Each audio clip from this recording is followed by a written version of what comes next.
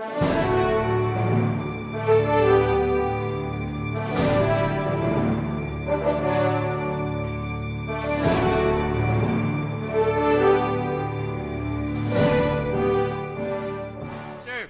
notice and of the proceedings against him. No rule is better established under the due process clause of the Constitution than that which requires notice and opportunity to be heard before any person can be lawfully deprived of his right. Indeed, when the Constitution says no person shall be deprived of life, liberty, or property without due process of law, it means that every person shall be afforded the essential element of notice in any proceeding.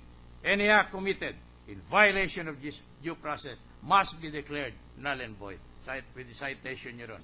Now, I brought home to the attention of this Honorable Court, Your Honor, this particular jurisprudence on the point, because if we follow the proceedings that attended the filing of this case, Your Honor, I hope the prosecution and the government will pardon me for saying it.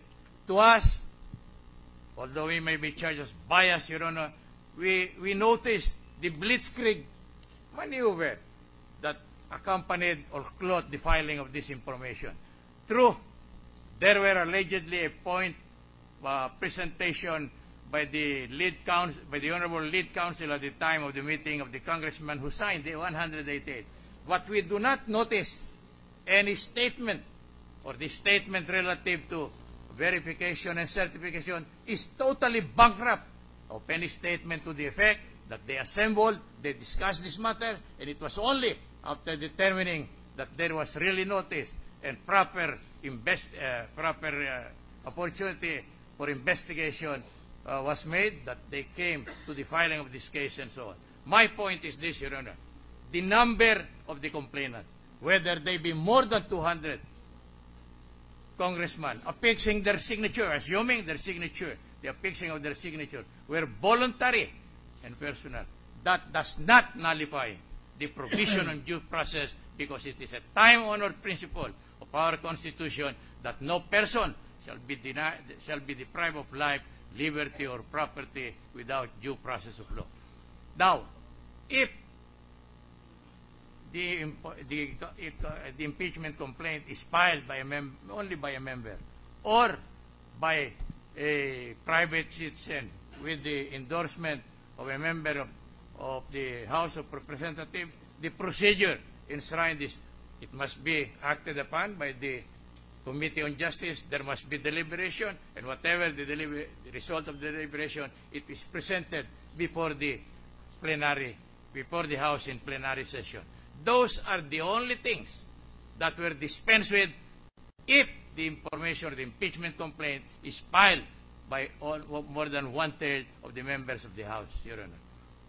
With that, we rest our case, Your Honor. We only pray, Your Honor, na ikaliligaya hindi lamang ng impeachment court, hindi lamang ng nasa sandal, kundi ng buong Republika ng Pilipinas. At sana po, ito'y maging mitsa na para magkasundo ang buong nagkakaalit at lumigaya ang buong Pilipinas. Salamat po ng marami, Chief Justice. Session suspended for 5 minutes before the closing of the prosecution. Mr. President, may I move that we suspend for 5 minutes? Thank you. 5 minutes suspension. Session resumed.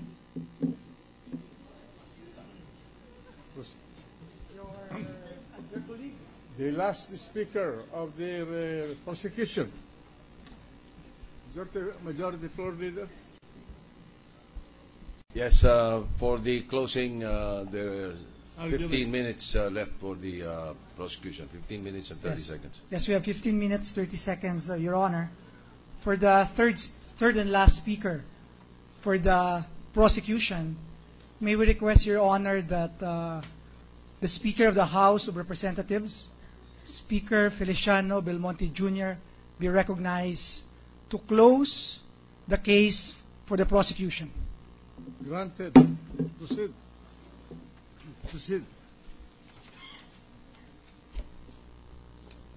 Mr. Senate President, members of the Senate, countrymen.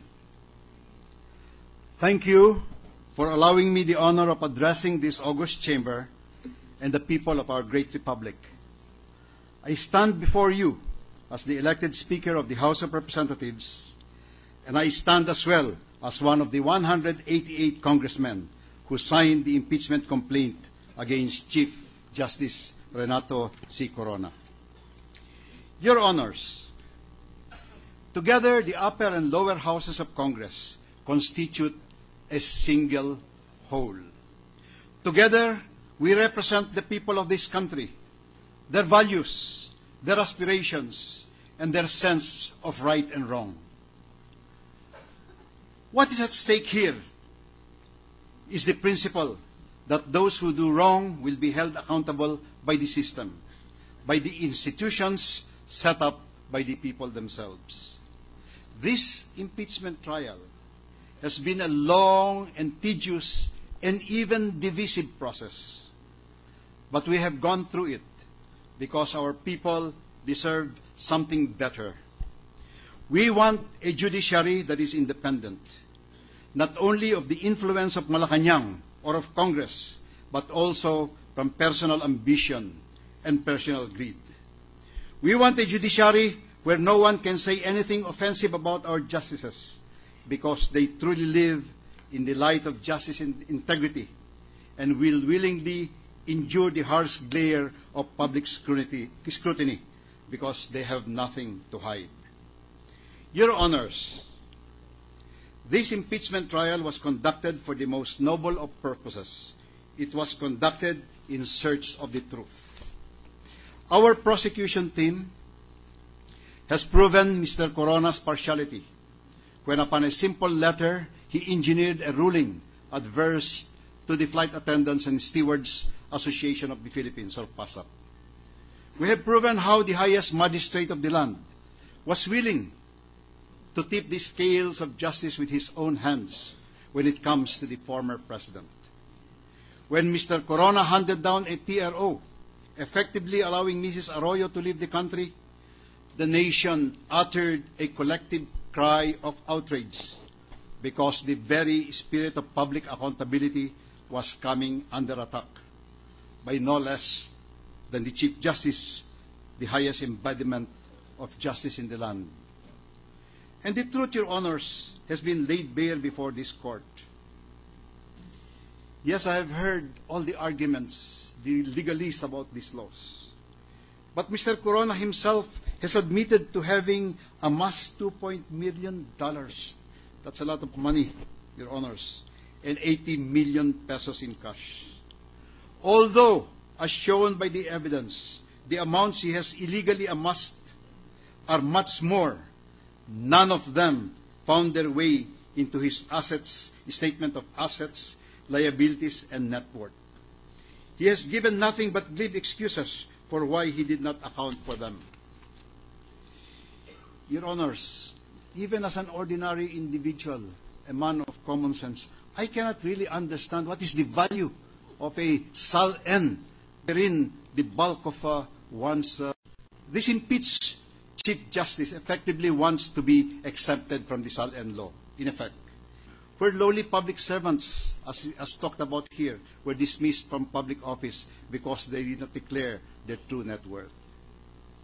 Your Honors, he wants this court and the court of public opinion to ignore his millions of dollars and pesos undeclared in his SAL-N.